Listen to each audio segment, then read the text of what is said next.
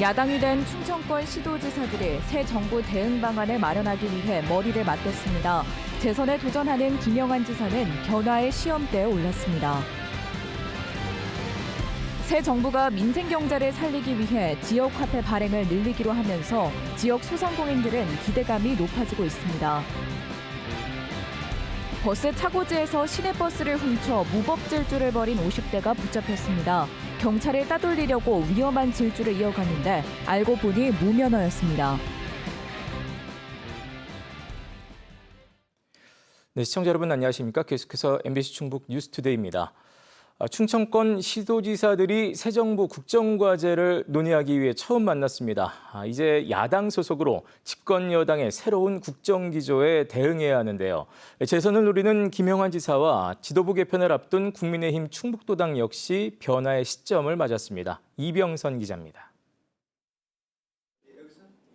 충청권 4개 시도지사들이 대선 이후 처음 공식 회동을 가진 건 새 정부 국정과제 수립에 대응 방안을 논의하기 위해서였습니다.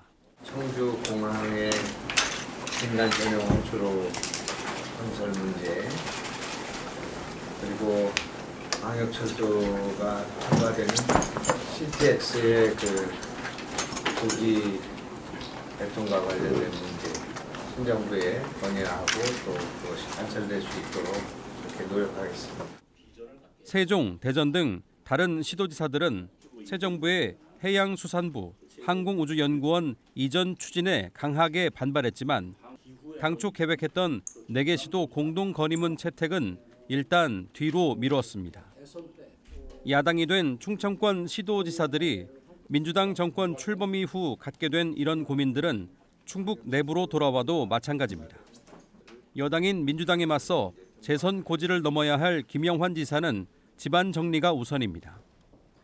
김수민 정무부지사가 국민의힘 청원당협위원장 복귀 시점을 재고 있는데 내년 청주시장 출마를 위해서라는 설과 친윤계인 윤갑근 전 도당위원장의 청원구 진입을 미리 차단하기 위해서라는 설이 엇갈리고 있습니다. 또 취임 100일 된 이동욱 행정부지사도 벌써부터 제천시장 출마설이 돌고 있어 양 부지사를 몇 달 만에 연달아 교체해야 하는 상황이 올 수도 있습니다. 이런 가운데 김 지사는 예전 김영규 전 경제부지사와 같은 역할이 필요하다는 지역 경제계의 건의에 따라 정무부지사를 경제부지사로 되돌리는 것도 검토 중인 것으로 알려졌습니다. 여기에 손인석 정무특보, 최진현 정무수석 등도 김 지사 선거 캠프 준비 혹은 다른 이유로 순차적으로 사퇴할 예정이어서 연내 정무 라인의 대폭적인 교체도 예상됩니다. 국민의힘 충북도당은 신임 도당위원장 선출이 대선 패배 이후 변화의 출발점입니다. 서승우 현 도당위원장의 임기가 이달 말로 끝나는 가운데 원외 당협위원장보다는 현역 국회의원 중에서 맡을 가능성이 높아 보입니다. 충북의 일부 원외 당협위원장의 경우 지난 대선 때 지역의 얼굴을 자주 비추지 않아 시도의원들이 집단으로 불만을 표출한 것으로 전해져 중앙당 신임 지도부가 지역구별 대선 득표 실적 평가와 더불어 전국의 사고 당협을 정비할 때 충북에서도 대상이 나올지도 관심사입니다. MBC 뉴스 이병선입니다. 네, 최근 새 정부가 민생 경제를 살리겠다는 이유를 들어 지역화폐 발행을 확대하고 있습니다. 지역화폐 예산이 담긴 2차 추경이 속도를 내고 있는데요. 지역 소상공인들은 반기고 있습니다. 보도에 김영일 기자입니다. 청주 시민 2명 가운데 1명이 사용하고 있는 청주페이. 한때 발행액이 5천억 원을 넘어설 정도로 인기가 높았지만 지금은 아닙니다. 전 정부에서 지역화폐 예산을 대폭 삭감하면서 발행액이 해마다 줄고 있는 겁니다. 한 10분이다 하면 3-4분은 다 청주페이를 정말 사용하셨었는데 지금은 그분들도 한 분 정도 있을까? 뭐 이틀에 한 번? 이런 정도예요. 그러다 보니까 매출이 또 줄고. 올해도 국비나 도비 지원 없이 청주시 예산 140억 원만 편성된 상황. 한도액을 좀 상향을 해서 소비 진작을 해야 되는 그런 부분인데 사실상 140억 가지고는 연말까지 하기가 어려운 부분이에요. 하지만 새 정부 들어 다시 지역화폐가 활성화될 것이란 기대가 커지고 있습니다. 새 정부가 추진하는 20조 원 규모의 2차 추경에서 지역 화폐 예산이 큰 비중을 차지하고 있기 때문입니다. 지역 화폐라고 하는 게 주어진 시간 동안에 어떤 데서 소비를 하라 이제 이런 것들을 장려하고 권장하는 그런 정책이잖아요. 그러면 거기에서는 명확하게 효과가 나타납니다. 달라진 정부 기조에 맞춰 충청북도도 예산 지원을 서두르고 있습니다. 정부가 추경을 통해 지역 화폐 예산을 확정하는 대로 신속하게 도비를 추가 지원하기로 한 겁니다. 지역 경제가 활성화되는 계기가 됐으면 기대를 하고요. 우리 도에서는 도비를 매칭해서 최대한 신속하게 현장에서 집행되도록 노력하겠습니다. 여기에 모든 국민에게 사용 기한이 정해진 지역 화폐로 민생지원금을 차등 지급하는 방안까지 추진하면서 지역 소상공인들도 그나마 숨통이 트일 거라며 기대감을 나타내고 있습니다. 민생지원금이 지원이 되면은 아무래도 소상공인들의 일단 매출이 증가되기 때문에 이 어려운 가운데에서 저희들한테 도움이 많이 될 거라고 생각하고 있습니다. 한편 지역 화폐가 더 활성화되기 위해서는 인구 감소 지역이 아닐 경우 인센티브의 2%만 지원하는 정부 부담 비율을 더 늘려야 한다는 지적이 나오고 있습니다. MBC 뉴스 김영일입니다. 보은군의 첫 철도 노선을 유치하기 위해 충북지자체와 경북 김천시가 정부에 공동 건의하기로 했습니다. 충청북도와 청주시, 보은군 그리고 경북 김천시는 다음 달 3일 보은군에서 건의 행사를 열고 청주공항, 보은, 김천 노선이 5차 국가철도망 계획에 반영되도록 국토교통부에 공동 건의문을 보내기로 했습니다. 중부권 관문공항인 청주공항과 철도가 없는 보은, 또 경북의 철도 요충지 김천을 잇는 중남부 내륙의 최단 철도망이 깔리면 새로운 성장축 형성에 도움이 될 것으로 예상됩니다. 진천군이 새 정부 정책에 신속하게 대응한다며 미래 전략실을 신설합니다. 신설부서는 정부 정책을 분석해 적용하는 역할을 맡게 되며 미래정책팀과 정부협력팀, 전략사업팀 등으로 구성됩니다. 또 인구 증가에 따른 안전관리 수요 증가에 대비해 도내 군단위 가운데는 처음으로 24시간 재난에 대응하는 상황관리팀을 만들고 청년정책 개발을 위한 청년통계팀도 신설하기로 했습니다. 이에 따라 군청 정원은 843명으로 12명 늘어납니다. 버스 차고지에서 열쇠가 꽂혀있던 시내버스를 훔쳐타고 10km 거리를 질주한 50대 남성이 검찰에 넘겨졌습니다. 이 남성은 신호를 무시하고 중앙선을 넘나들며 자신을 추격하는 순찰차를 위협하기도 했는데요. 심지어 면허도 없었던 이 남성은 경찰에 잡힌 뒤 영화를 찍는 기분이었다고 말했습니다. 김은초 기자입니다. 버스 차고지에서 기사가 문을 열고 내리는데 잠시 후 검은색 반팔티를 입은 남성이 버스에 올라탑니다. 이 남성은 운전석에 앉더니 문을 닫고 버스를 운전하기 시작합니다. 갑자기 버스가 움직이자 깜짝 놀란 기사가 동료들과 함께 다급히 쫓아가 보지만 버스는 아랑곳하지 않고 차고지를 나섭니다. 잠깐 영업소에 가서 식권 수령하러 갔다 오는 사이에 그렇게 됐어요. 워낙에 차가 이제 빨리 달아나서 이제 그걸 잡을 수가 없더라고요. 신고를 받은 112 순찰차가 추적에 나서 GPS로 위치를 파악해 버스를 발견했는데 버스는 차로를 넘나들며 순찰차를 들이받을 듯이 위협합니다. 교차로에서도 빨간불이 켜진 신호를 무시한 채 위험한 질주를 이어갑니다. 잠시 후 좁은 도로로 들어서자 순찰차가 앞길을 가로막아 버스를 멈춰 세우고 경찰관들이 달려가 버스 주변을 에워쌉니다. 남성은 문을 열지 않고 버텼고 결국 경찰관들이 3단봉으로 유리문을 깨고 진입해 운전자를 끌어냈습니다. 훔친 버스로 무법 질주를 하던 남성은 10km 떨어진 이곳 초등학교 앞에서 붙잡혔습니다. 학교와 주택이 밀집한 주택가여서 버스를 막지 못했다면 자칫 사고로 이어질 가능성도 있었습니다. 아무래도 운전차가 이제 발로 밟으면 움직이다 보니까 그게 가장 우선적으로 막아야 된다는 생각을 했었고요. 경찰에 붙잡힌 50대 남성은 버스에 열쇠가 꽂혀 있던 것을 보고 충동적으로 운전을 하고 싶었다면서 순찰차가 자신을 따라올 때는 영화를 찍는 기분이었다고 진술한 것으로 전해졌습니다. 경찰은 정신질환을 앓고 있는 이 남성이 며칠 동안 약을 복용하지 않았다는 가족들 진술을 바탕으로 응급 입원을 시켰고 절도와 무면허 운전, 특수 공무집행 방해 등의 혐의로 검찰에 송치했습니다. MBC 뉴스 김우초입니다. 고속도로 통행료를 내지 않고 체납하는 차량이 매년 늘고 있습니다. 단속반이 일일이 체납 차량을 찾다 보니 단속 확률이 낮았는데 이제는 여기에도 AI를 이용합니다. AI로 체납 차량의 경로를 학습했더니 단속 적중률이 90%까지 높아졌습니다. 전효정 기자입니다. 새벽 시간 증평의 한 고속도로 요금소에 대형 화물차가 들어섭니다. 한국도로공사 단속반이 하이패스 차로를 빠져나오는 차량을 멈춰 세웁니다. 차량 미납하신 거 아시죠? 고속도로 차량 미납. 알고 계세요? 납부를 하셔야 될 것 같은데. 네, 납부하셔야죠. 알고 보니 2022년 12월부터 198회에 걸쳐 통행료 528만 원을 내지 않은 차량입니다. 운전자는 근무한 지 한 달 반밖에 되지 않아 모른다며 해명했는데 업체에서는 퇴사한 전 직원 탓으로 돌립니다. 지금 카드 잔액이 없어가지고 계속 미납하고 다니세요.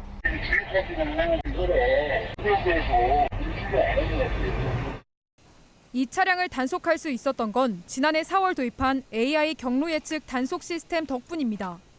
고액 체납 차량이 고속도로를 통행한 데이터를 AI 시스템이 자동으로 학습해 언제 어떤 요금소를 통과할지 미리 알려주고 있습니다.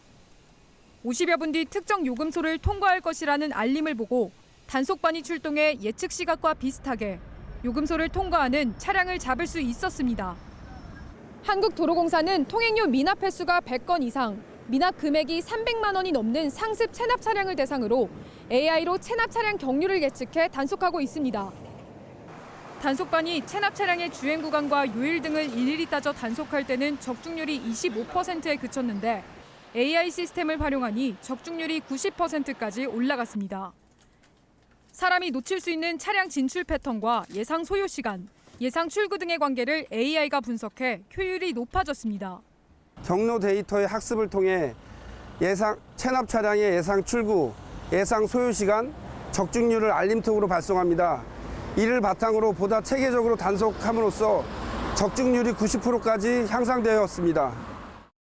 지난해 AI 시스템을 도입한 이후 고속도로 통행료 체납 차량 단속 대수는 1.6배, 단속 금액은 1.2배 늘었습니다. 도로공사는 하이패스 보급률이 높아지면서 최근 5년 사이 통행료 미납 금액이 5배 가까이 늘었다면서 AI를 활용한 단속을 강화하겠다고 밝혔습니다. MBC 뉴스 전유정입니다. 지난해 47만 명이 방문한 충주의 인기 관광지 화록동굴이 법원에서 불법 영업이라는 판결을 받았습니다. 보트를 타고 폐광산을 탐험하는 이색 체험으로 인기를 끌었는데요. 관련 법령이 제대로 갖춰지지 않아 지난 5년 동안 그대로 영업하고 있었습니다. 자세한 내용 이승준 기자가 보도합니다. 관광객들이 동굴에서 배를 타며 이색 체험을 합니다. 투명 보트 아래에는 철갑 상어가 이리저리 논입니다. 지난해에만 47만 명이 찾은 충주의 대표적 관광 명소인 화록동굴입니다. 지난 2020년 여름부터 운영 중인 동굴 보트는 수심 50cm 정도로 지하수를 가두고 150m 구간을 오가는 인기 관광 상품입니다. 그러나 이 같은 영업 행위에 대해 법원은 잇따라 불법으로 판단했습니다. 수심과 상관없이 내수면으로 봐야 하고 내수면에서 영업할 때는 지자체에 사업 등록을 해야 하는데 그렇지 않았다는 것입니다. 지난해 말 1심에서 벌금 300만 원을 선고했고 지난 18일 항소심에선 피고인의 항소를 기각했습니다. 이 같은 판결은 폐광산을 관광시설로 영업하는 데 대해 안전성 등의 우려가 나오자 지난 2022년 충주시 고발에 따른 것입니다. 그동안 폐광을 관광시설로 사용한 사례가 없어 시설물 안전이나 광산 관련 법률 적용이 어려워 수상레저안전법을 이유로 들었습니다. 저희들 시에서 관리할 수 있는 대상은 아니고요. 지금 운영하고 있는 카누가 수상안전법에 의해서 등록 대상인데 등록을 하지 않았기 때문에 저희들이 고발을 하게 됐습니다. 화록동굴 측은 대법원 상고 여부는 아직 결정하지 않았지만 이미 충주시에 수상레저 사업 등록을 신청했고 보완 중이라고 밝혔습니다.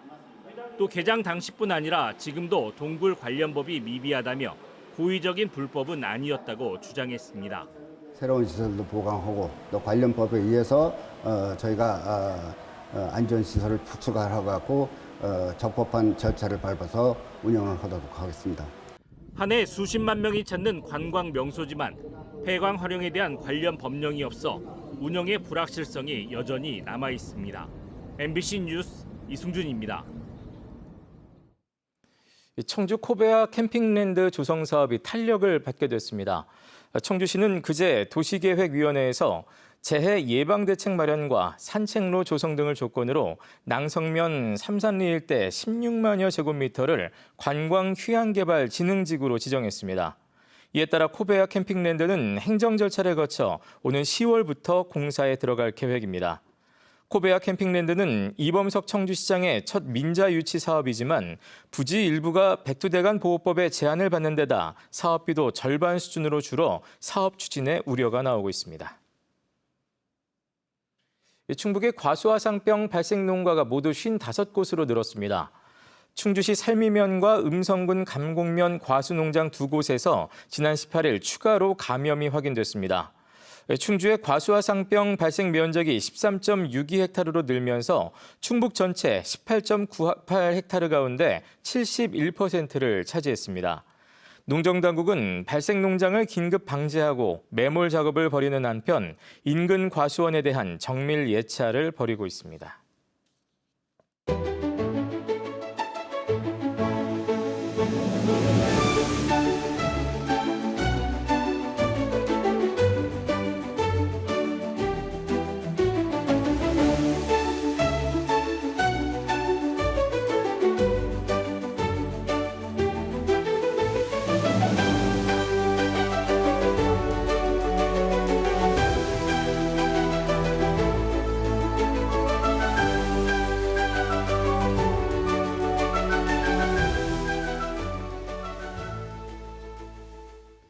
충북의 공무원 노조들이 새 정부의 공무원 임금 인상을 요구했습니다.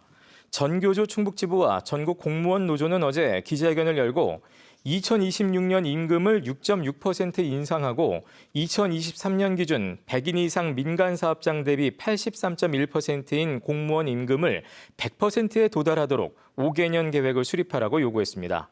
노조들은 또 하위직 처우 개선을 위해 정액급식비 인상과 6급 이하 직급 보조비 인상, 명절 휴가비, 정근수당 인상 등도 요구했습니다. 충북도청 본관과 신관 사이 임시주차장에 잔디 광장이 조성됩니다. 충청북도는 오는 8월까지 도청 본관과 신관 사이 임시주차장 부지 2,000제곱미터에 잔디를 식재한 중앙광장을 조성한다고 밝혔습니다. 이는 김영환 지사 취임 이후 도청사의 4번째로 조성되는 광장으로 충청북도는 차량 위주의 공간을 사람 중심의 녹지 공간으로 바꾸고 복합 문화 공간으로 활용할 예정이라고 설명했습니다. 충주시가 총 사업비 500억 원을 들여 진행 중인 시민의 숲 2단계 조성 공사를 오는 10월까지 마무리할 방침입니다. 현재 80%의 공정률을 보이고 있는 시민의 숲은 바람길 숲과 테마 숲을 포함해 5.5헥타르 규모로 지어집니다. 네, 뉴스를 마칩니다. 고맙습니다.